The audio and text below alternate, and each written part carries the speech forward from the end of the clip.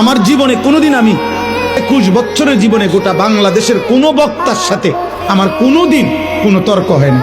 তুমি কও শুনছুনি জীবনে কোন বাংলাদেশের কোন বক্তা কোন লাইনের কারোর লগে আমার কোনো ঝামেলা না,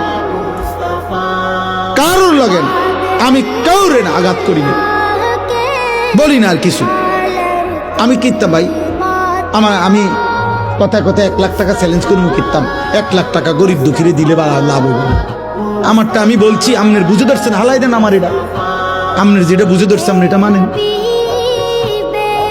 কোনো অসুবিধা নেই। কিন্তু বিষয়টা হলো বাবা, রাসূলুল্লাহ সাল্লাল্লাহু আলাইহি সাল্লামের সুন্নাত মানতে হবে। ঠেলাঠেলি টানাটানির বিষয় না এখানে। এখানে সুন্নি ওহাবির বিষয় না। আপনি সুন্নি ওহাবি বাদ দেন, আপনি শুধু এটা মিলান যে হুজুর আমি আমার জায়গা থেকে রাসূলুল্লাহ সাল্লাল্লাহু আলাইহি সাল্লামের একটা সুন্নাত আমি আমল করতেছি,